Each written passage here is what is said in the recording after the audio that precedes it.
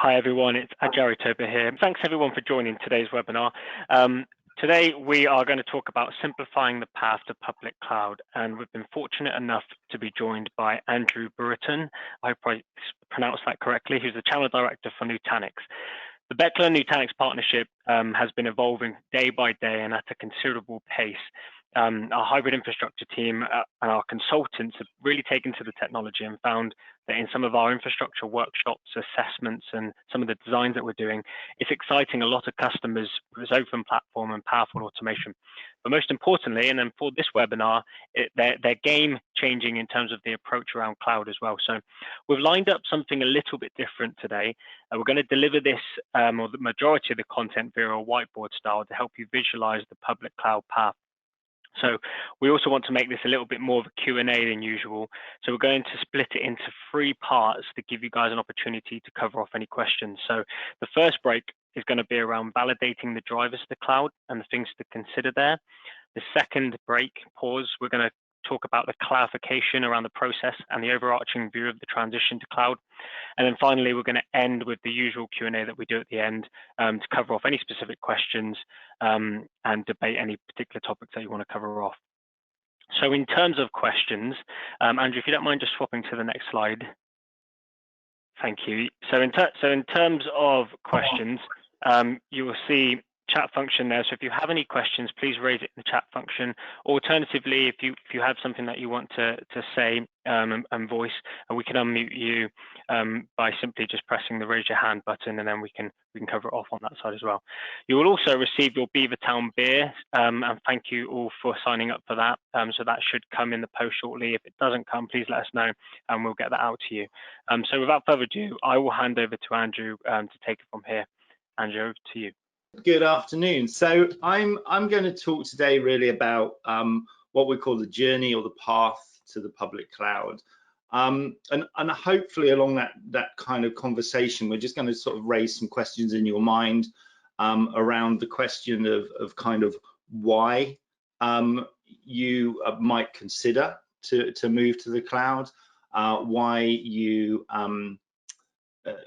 how far the journey you go, whether it's all in, whether it's partial, or whether at all actually the public cloud is the right place for you and your business.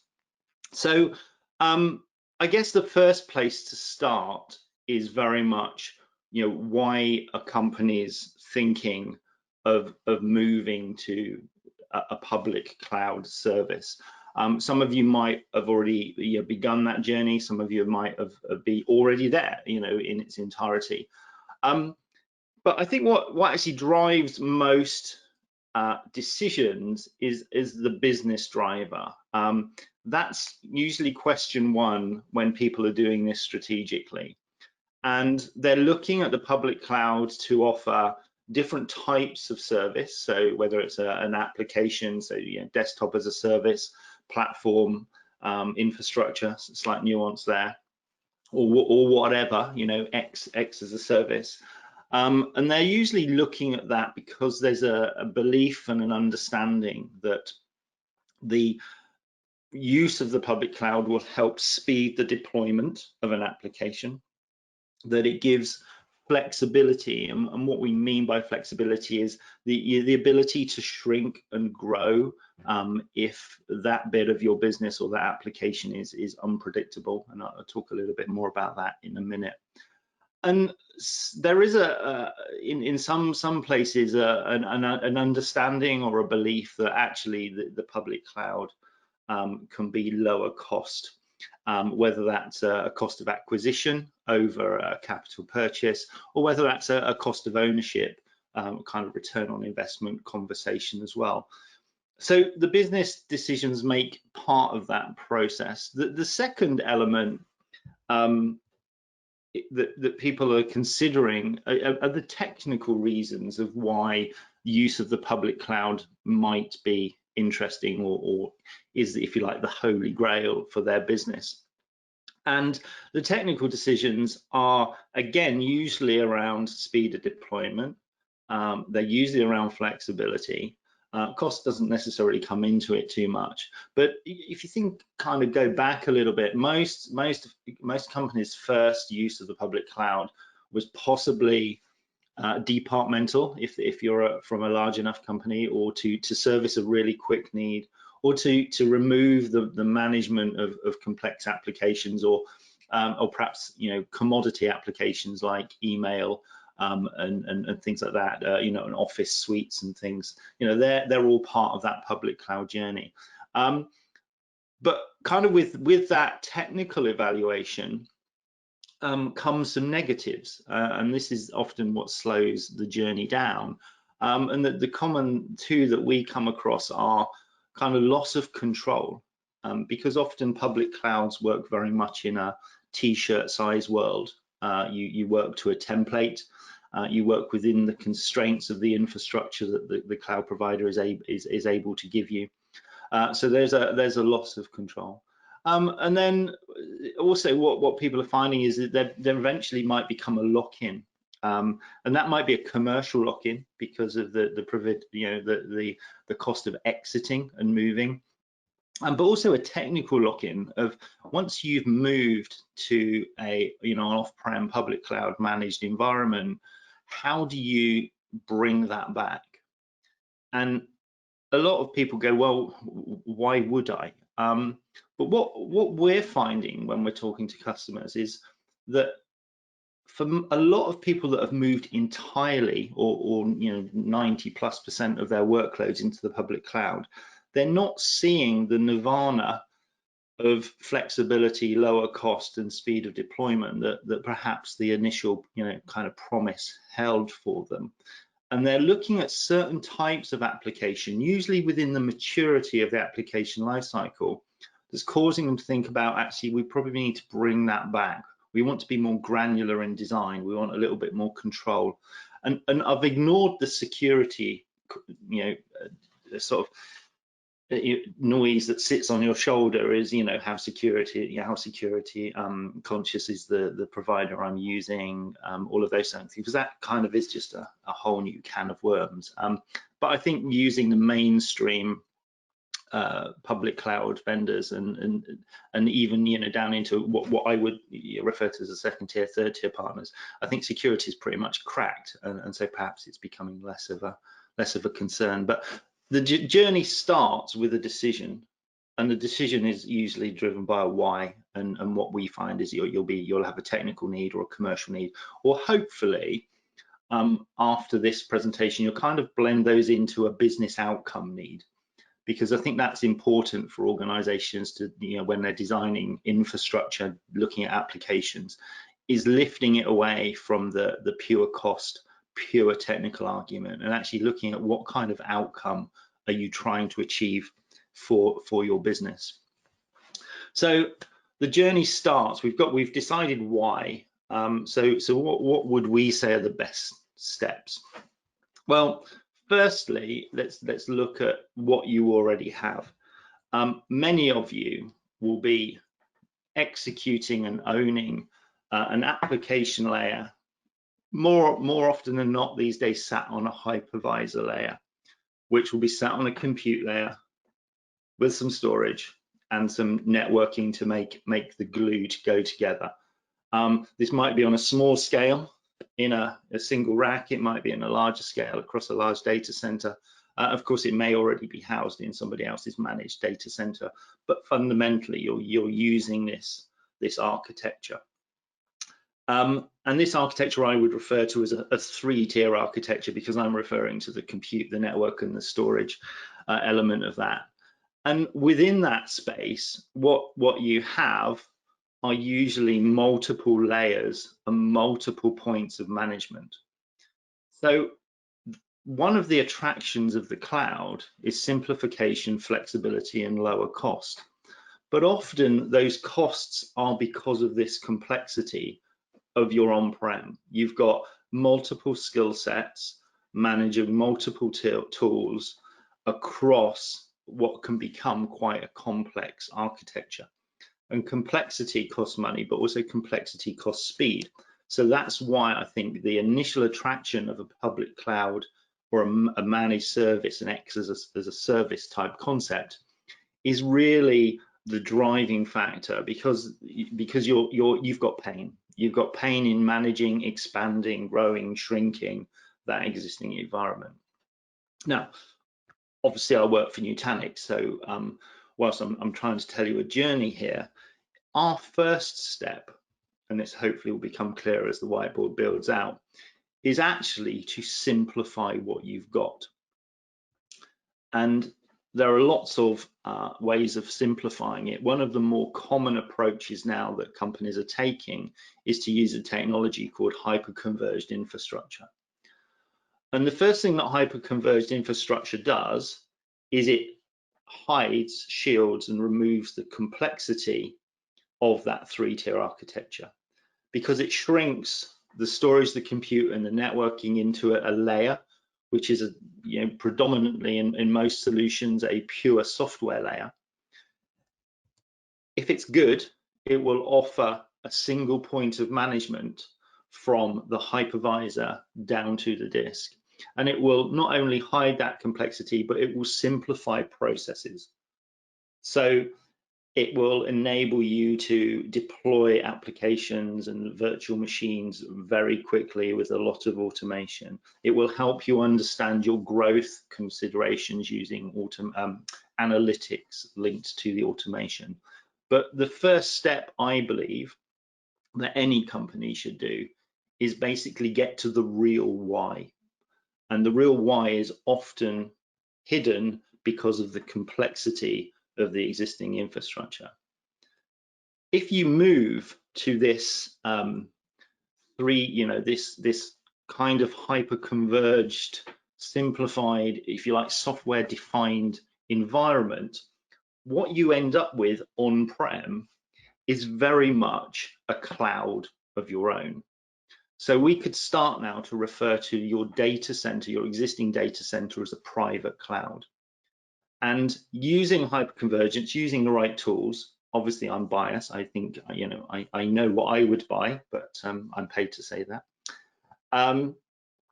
You are looking very much at a private cloud data center, which, because you've simplified, because you've removed complexity, because you've started to automate, you've reduced your cost of ownership. You have a flexible, high-speed, one-click speed of deployment, and you're now operating your own data center with cloud-like economics. You've got a platform which can grow and shrink very quickly with minimal, if any, downtime. And you, if you like, you gain all of the benefits that are the negatives in kind of the previous model, because you're still controlling this. So for me, step one on the journey, step one on the path, is simplifying your environment. Run your data center like a cloud from an economics and technology point of view. Then you can start to think about what role do other clouds play in your environment. You're looking, the drivers perhaps are still the same. You're looking for speed of deployment, you're looking for flexibility, you're looking for lower cost. They're true now, both sides of the bridge, if you like, from private to public cloud. You're trying to remove some of the loss of control and the lock-in. And the way that you can do that is to start to look at your environment as a platform, that you're using a location rather than a cloud. So we've simplified the middle. We have a cost-effective data center that operates like a cloud from a technology and a commercial perspective. And now we want to move out to the public space. So first, kind of pause and open up, questions in the chat or in the questions. Does this ring true to you? Do you believe that understanding and simplifying what you have is a good path to what is strategically a big change in direction by incorporating third-party clouds? Just going through a couple of these now, Andrew, and one thing sort of I wouldn't mind you expanding on is that simplification piece. You know, where do you begin on trying to understand where to start to simplify your environment? Okay. So firstly, I guess the first step is the physical infrastructure. You know, most organizations are running a virtualized layer of some description, whether it's, you know, VMware or it's from Microsoft. And so they've already got the ability to kind of move things around and support, let's call them your on-prem legacy type applications. But the complexity underneath that makes that quite inflexible, because, you know, to provision more storage, to provision more compute, to fix, you know, bottlenecks within networks and controllers, that's where the initial cost of the complexity hits you. You know, keeping the lights on. Lots of analysts are talking about, you know, 70% of a budget is actually keeping the IT lights on. And what we're trying to do here is obviously trying to flip that to have a very tiny amount of budget maintaining, and a very large amount of the IT budget being available for innovation and expansion. So the first step is definitely simplification of the infrastructure, because as soon as you do that, you can start to automate, you can start to free up resources, you can start to redeploy your people to be application and business line focused, and not maintenance and upgrades and expansion and all of those kind of things. So I think that's probably the first step in this simplification. Yeah. And you mentioned people there, and there was a question around skill of your team. Does the training change when you transition more to a public cloud environment from your internal IT? You know, how do you identify that? I think that maps on again to that complexity conversation. You know, if you think in a company of a certain size, you're going to have a storage administration role, a network administration role, probably a compute or virtualization manager. And in smaller organizations, this is one person potentially that's responsible for managing all of those elements of the infrastructure. So you'll be investing in a lot of skills. Now, if you simplify that infrastructure and go more kind of software orientated, hyper-converged orientated, firstly, a lot of the knowledge, a lot of the complexity is hidden by the software, and therefore the need to understand how to provision LUNs and mask them disappears, because that's all just part of that automated provisioning that the HyperConverged platform would give you. So I think your first step is you're going to reduce the amount of training. And I guess some people think that that's a reason to reduce people occasionally as well. That's obviously up for individual companies to decide. But what we find is that the training is not so much on the HyperConverged platform, and I can only talk from a Nutanix perspective. You know, we operate a one-click simple interface. So you don't need to be an expert in everything. You can be a person that just understands how to, you know, the concept between an application and it needs a virtual machine or a container or something to work in, and then the software will do a lot for you. And we find that actually staff are being redeployed into more line of business profit type operations. And so the training then is in the application layer, in the database, in the CRM system, in the you know, whatever element you're trying to do to support your business. And the deployment of staff moves up the stack as well. And of course, once you get into the application layer, generally staff are being productive and contributing to the business instead of sitting there maintaining an environment that the business can operate on top of. Okay, thank you.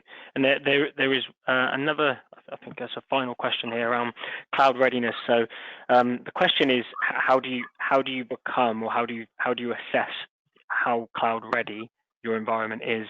I think from our side, you know, we always start with that assessment layer. You know, we have to understand what the data is doing, what's in there, and therefore what can transition. And then from that, we always get the misconception that if you pick everything up and shift it into a cloud environment, it becomes cheaper. That's not the case, and usually it's never the case. But in terms of your approach around assessing what is cloud ready, do you have any comments on that? Well, so firstly, I think we see that as a service that that our partners, such as Beckler, are providing to their customers, because there is an element of knowledge needed to understand what applications move well, what don't, what environments, from a virtualization or a containerization move well, and those that don't. So I think there's always a need for consulting and asking, but that's probably the same in any sphere of IT. But let me answer it by continuing to draw, if that's okay, because I think that Sure. the next bit of the session actually might make that decision making and that process a little bit clearer. Okay. Almost like we planned it. Almost like we planned it. So we've got our private cloud, and we've made a decision to incorporate public cloud from wherever into our environment. I think the first things we need to do, I need to click on the right window, is we need to understand our environment. And I'm actually just going to let this build out a little bit. And the best way of understanding your environment is to understand your workloads. And then you can segment your workloads, in our opinion, into two. Or there's a couple of ways. You can look at the technology involved and the legacy.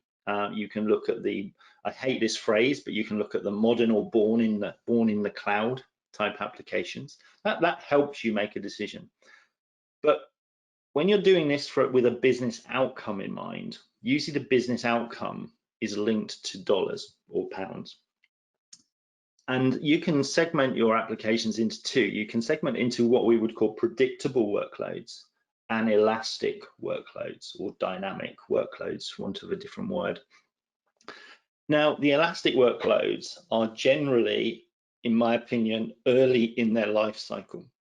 This is in the test, dev, development, DevOps, whatever you want to call it, kind of evolutionary phase of an application. Think about what you want there. You want to be able to test quickly, so deploying lots of VMs and switching lots of VMs off. You want to grow, shrink. You're not going to necessarily be scaling the amount of data that's in use. You're not necessarily going to need DR services and all of those kind of things that you might then look at in a production environment. So you're looking at this dynamic test, dev, elastic environment. And actually, public cloud economics and public cloud technology, t-shirt sizes, work really well in that environment. There's a good mapping between technology capability and pricing. And so we would say that they are your first environments to think about moving up into the public cloud. And possibly you'll get the economics of an application for quite a while into its life cycle, operating and running in your public cloud world. But eventually, all lines of business, all applications become predictable. They have scaled to a certain size. They operate to a certain cycle, whether it's monthly, quarterly, yearly, whatever your business is. And they're easy to understand from a resourcing perspective. And now you can start to fine tune the infrastructure to map on to the predictability of that application. If you've modernized your data center, so it's operating like a cloud from an economics perspective, what you find is it's actually quicker and easier, it's simpler and more controllable and actually more cost effective to operate those predictable applications in your own data center. So for me, that's one of the primary decision makers. It isn't about the technology, because you can container stuff, you can move VMs, there's lots of ways you can move applications backwards and forwards. What you should be doing is right place, right time for the application's life cycle. And if you've got if you fix the economic model everywhere, that becomes an easy decision to make. Then all you need to layer on top of that is how much automation you want to apply. So this is now where you start to look at things again such as Nutanix, which look like a platform. So they operate the same at the public cloud as they do in your data center. So the movement of applications backwards and forwards from your private to your public environment become really easy. They become an automated movement, an easy migration of workloads. Virtualization obviously helps us with that. Containerization can potentially help us with that. But joined up tools and a platform concept starts to make that really easy and really cost effective. So now we're starting to use public cloud for the right kind of applications with the right economic model combined with our private cloud. And of course, if we define cloud as just a location, our world becomes a lot of clouds.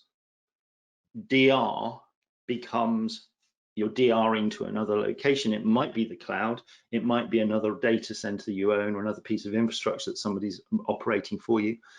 You might be a distributed company with lots of remote offices, warehouses, factories. So you've got kind of smaller need for IT pushing towards the edge. And of course, we're not even bringing the IoT argument in here, where you're getting out to individual devices on the edge, which also need data, generate data, need protecting and need managing. So our concept of cloud and public cloud is very much this holistic view that you fix the middle to make it operate like a cloud. You push workloads that suit the public cloud economically and technically out. You start to treat all your environments like a cloud. And the idea being, obviously, is you then simplify that with automation and the concept of a software platform. Again, let's just pause briefly to see if there's any reaction to this concept, because this is now talking hybrid or multi-cloud. We're not necessarily just talking shift everything into a public cloud model. Any question? Yeah, so there's one around DR in terms of what's your recommendation around DR, Andrew? Okay, so DR again is, it's one of those kind of necessary evils. So this again comes down to choice. If you ask me as a Nutanix employee, our philosophy here is offer choice. So we offer the ability to connect into your existing DR technologies. Whether it's driven off the back of a backup or a replication project, whether it's into your secondary data center or you're already up into a public cloud environment. Where we like to take you, and what's kind of again to this concept that this becomes a platform across multiple locations, is that we take the DR down to really granular levels. We look at individual VMs, we stack them nicely into applications and lines of business, and we treat it the same as the deploying and the movement of apps. We make it a simple one-click process so that either automatically your workloads can fail over, or all you need to do to move into a disaster recovery scenario is to click on the app and say, we now need to be running this in a different location. And so DR as a service can be built into this model.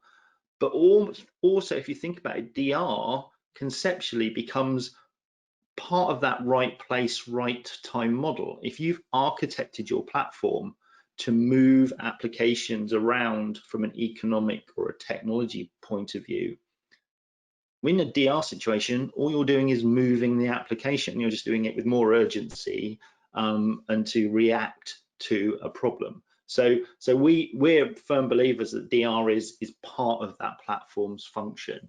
And as I said, conceptually is no different than right place, right time for an application. Thank you, Andrew. That's the only question on this piece. Cool, on this bit, cool. So let's kind of wrap, and kind of where we're towards the end of the 30-minute segment we put by for this before we get to full questions is, so we've got the why. We know we need to be reacting more quickly. We need to be deploying our applications and our lines of business and our services to our customers more quickly and more dynamically. We don't have ever-growing pots of money. We want to repurpose our IT team to be more productive and proactive rather than reactive and if you like, a cost center, for want of a description. And we want to be using the public cloud for the right apps. And we want to be treating, and blending in all elements of our environment into one view. That's my opinion of what the journey to a cloud environment means. So we can kind of wrap that then into this concept that the cloud becomes a platform. The individual data centers that we're using, whether they're owned by Microsoft or Amazon or Google or you or a smaller MSP or a partner or a system integrator, are locations that our applications can move. And our view is you run a simple single platform across all locations. It's all about automation. It's all about one-click operation. So it drives down that cost of ownership, and it feeds you data so that you can make the right decision making, from an infrastructure point of view in quite a dynamic way, and obviously can support any app. And I think once you go to that platform and your platform supports virtualization or containers or whatever comes next, you don't have to think so much about the portability of the application. There's still that process that needs to go on, but your movement of applications becomes more moving the VM and the environment looks the same. Moving the container, the environment looks the same. So this is our view. We actually don't call it public cloud. We obviously have a name for it. We call it enterprise cloud. But that's just our marketing. It's really a hybrid cloud architecture built about kind of right place, right time for the application. So that's the end of my drawing skills. So we can open it up to questions again. So if you've got them, please type away. So over to you guys. I will close with a little bit of call to action in a moment, but we'll just take some questions. Thank you, Andrew. And there's a couple coming in, but I wouldn't mind, Andrew, if you mentioned there on the previous slide, it said IoT Ready. Do you mind just giving a brief overview in terms of what that really means in its simplest form? Yeah, so IoT is obviously a well-used term. What does it really mean? What IoT Ready is it's this concept of a single platform. In each of these locations, you have some compute and you have some storage, and you probably have the ability to do networking. But if you think about what IoT is, it's ultimately devices. So if you're an operator of oil wells, there's some stuff that goes on at the oil well that you need to track, trace, whether it's from a alerting perspective, a tuning perspective, a productivity perspective.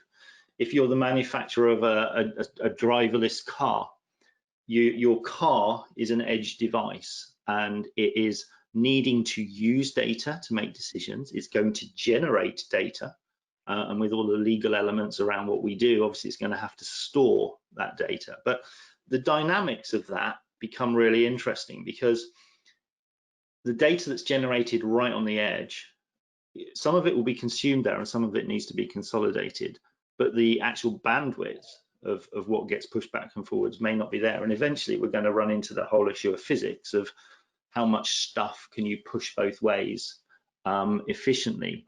So to simplify this, we are working within the same platform, so the same piece of technology that manages your private data center or your applications running in the public cloud or your robo or your DR.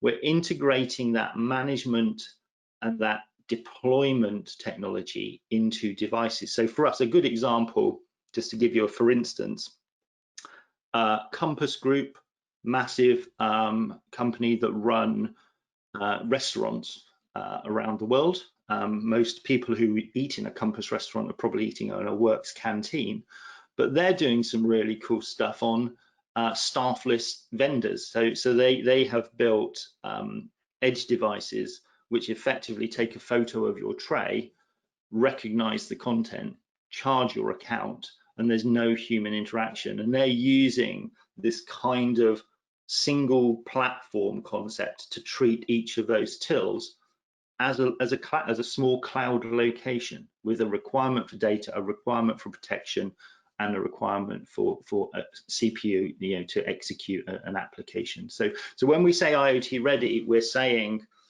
as you keep pushing out the edge further, the single platform concept can make that really simple and easy to do. Okay, thank you.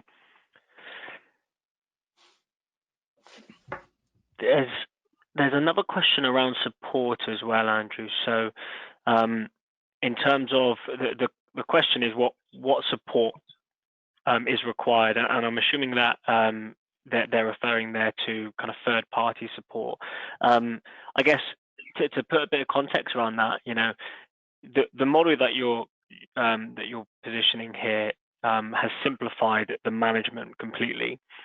Where does, especially for sort of the small mid-sized business operations who outsource a lot of their infrastructure to a managed service provider, does that still have a requirement here, or can actually a lot of that be brought in-house to that to the IT team to manage and function going forward? I think I can answer kind of two parts to that, I guess. So firstly, from supportability, support is important, more important where there's a lot of complexity. So if we're simplifying this and we're letting the software layer do most of that work for us, we talk about hiding the infrastructure, then the need for support, the need for skills is reduced anyway. So theoretically, that could be your first thing that you're thinking about when could I actually reduce my reliance on third party? Could I bring this support of the infrastructure back in house? The second thing is then what does that cover? So we're talking about a software platform here. So software platform still needs tin to run on. So I can only talk to our model, but with our model, of course, you can consume our software in an appliance form. So your building blocks in your private cloud, even though they're hardware, are still treated very much like an appliance type product, and the support from who you get it to is still one call. It's still Nutanix supporting the software stack and the hardware stack. And of course, if you're then using instances of Nutanix HyperConverged in the cloud, that forms part of that software support as well. So from a who do you call, I always want to say Ghostbusters, but I won't. Sorry, too many kids in my life. Who do you call? It's still very much that centralized company that supports from disk up to virtualization stack. But how often you need to call it would be less, because the environment is less complex. There are less moving parts, if you like, to it. So I think you can look at that in two ways. Yeah. And you did touch upon it, and this kind of nicely folds into the next question. The question is, where does hyperconvergence fit into the cloud? Do you mind just touching upon that as well? Yeah. Well, if you take one definition of hyperconvergence, it is that software-defined platform, that software-defined infrastructure, and it needs tin to operate on. So tin is CPU, memory, and storage in its purest form. So if you're hyperconverging your on-prem data center, all you're doing is replacing 3 tiers of infrastructure and lots of cabling with pizza-shaped boxes that are individual nodes containing storage and compute and memory connected with a very simple network interface. So to lift that into the cloud is relatively straightforward, because all of that hyperconvergent software needs is some compute, storage, and networking in the cloud. So it can consume instances. And that's really been the design point of Nutanix from day one. We're known to be a hyperconverged infrastructure company, but we were always a 3-act company. If you look at that, first one is let's get HyperConverged mainstream. The next thing then is so that makes infrastructure invisible. The next thing then is to run anywhere, to not tie anybody into a certain manufacturer, a certain cloud. And then finally is then to create this seamless single view of multiple locations. So that's how, you know, a good hyper-converged platform can start to consume public cloud stuff. And we are a company of offering choice, so we can roll out into existing cloud contracts. If you've got infrastructure and Azure contracts or Google contracts, then it's possible to just consume some of that to start to expand your environment. So, because it's just software. Thank you. Well, there's another question here, and I can kind of cover this as well. As I mentioned around be interested in finding out DR as a service. Can you recommend a provider? So we work with the likes of Veeam, Zerto, and offer a managed service wrapper there. Andrew, have you got any recommendations on your side? Yeah, well, actually, I'll probably jump with there's a couple. There's you can do things with Veeam. They're a really big alliance partner of ours. Zerto is also a certified solution with ours. If you look at Veeam, we actually can deploy their technology in a backup appliance, which is using our hyperconvergence and their software on some dedicated nodes to create a DR and a backup environment as well. So if you're, from your perspective, that's links in nicely to the other technology partners that you use, and then they're key technology partners for us. I guess the next evolution then is to actually just think about DRing in a more granular fashion, not so much backup and recovery, but certainly from a DR failovers perspective into other clouds. So yourselves at Beckler, you also have the Xi cloud offering within your portfolio. I know that because it's our cloud. And of course, we have the Leap functionality within the product, which means that if you've completely transitioned your data center, you can be clicking in your single view of the world on a VM and saying, take this and provide a DR service into a service like Xi Leap, which sits in a Nutanix data center or a partner data center somewhere. So there's lots of choice, and I think if you keep asking me questions about the functionality, that's going to be the common element back, is that we offer quite a lot of choice, which enables companies like Beckler to actually take best of breed, what they believe best of breed, and start to deliver that complete solution to their customers. Yeah, and I think from our side, and to Shane, who asked the question, we can look at your requirement there in terms of what DR actually means to your business and what business continuity means to your business, and start to build out some clear defined options for you there as well.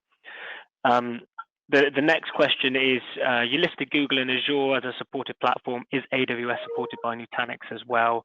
I believe the answer is yes, but Andrew, if you wanted to cover off a little bit more on that as well.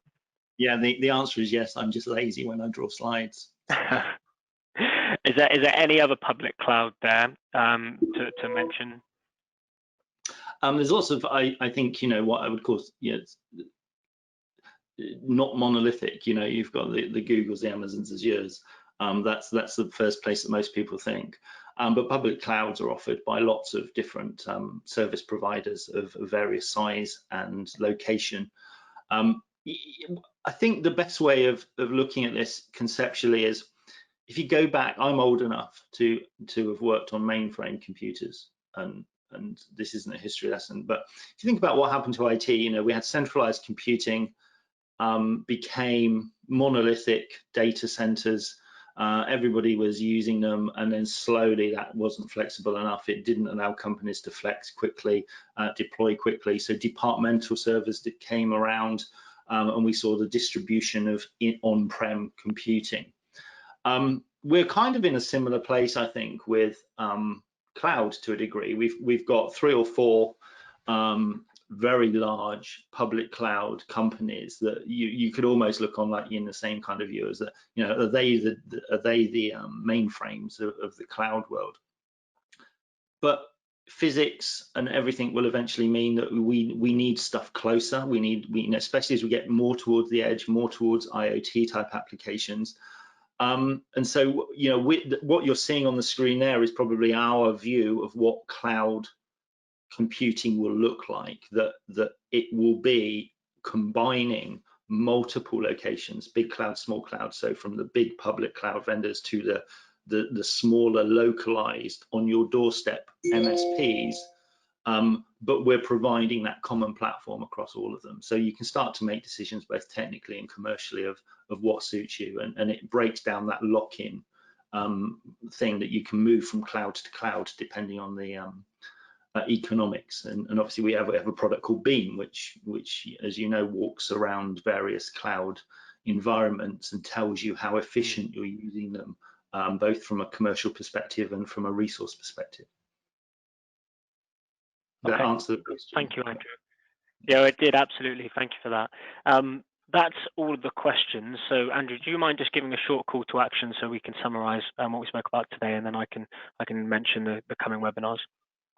Yeah, so what I tried to do here was really just plant some seeds in people's minds that, you know, if you've moved completely to a public cloud environment and it's working brilliantly for you, then yes, great, brilliant. And if it's kind of working almost for you and you're actually considering that actually a partial step back or a single view is, so my first sort of call to action is to those people is to really look at is the cloud delivering on that promise and of all those things that you were in your why you were going to move.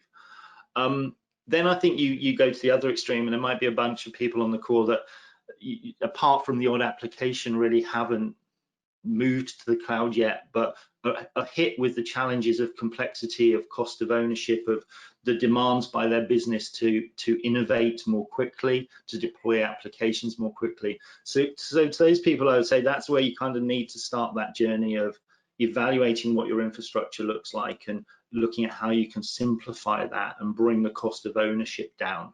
And that might immediately incorporate some cloud type services, or it may just be a modernization of the data center. So that the call to action there is to kind of evaluate those. And I guess that, you know, the wraparound of those two things is, you know, please use the services that our partner at Beckler have, because they're skilled at both ends of that in enabling, you know, giving you an insight into how well it's operating, what savings you can make, and also the technical considerations of that move of what prep do you need to do versus what can you do immediately. So I think they're the kind of three things: is evaluate at both ends and then consult in the middle. And there's just, before I go on to the new webinars, Andrew, there is just one more question that's came in, and why not? Let's cover it. And it's around security. So do you mind just highlighting some of the security constraints, if any, working with cloud storage, and how do you give your customers assurance that the technology is secure? So two elements to that. I think there's the whole edge security concepts. That's who can access. Obviously, so that's your normal firewalls and technologies and stuff you would wrap around, whether it's public cloud, whether it's private cloud, and also that encompasses, you know, perhaps the tunneling from public to private and from location to location. And so, you know, again, we partner with lots of applications there, but again, a lot of the public cloud offerings have already solved that problem, and that's built into the communication paths. I think what's more interesting, well, not more interesting, but perhaps also relevant from a security perspective is what's happening in, you know, because we spend a lot of time focusing on stopping people getting in. Not saying that they will, but sometimes they do. But also we have lots of people already inside our environment. And so what we've built into the platform is a lot of what I would call the east-west kind of security. So things like micro-segmentation, so that you can group applications and group VMs together. You can look and lock certain users and certain devices away from certain applications. So we spend a lot of time designing in at the core of the software, and we've done this from day one, that internal security of east-west traffic or inside your firewall traffic. And then we partner with the location and your normal edge security partners to create that impenetrable wall around your environment. Enough? Brilliant. Thank you, Anne. No, that's perfect. And thank you. And if there's any other questions that come from anyone, please share them with your account manager, and we'll get them answered specifically as well. Andrew, if you don't mind just swapping to the final slide.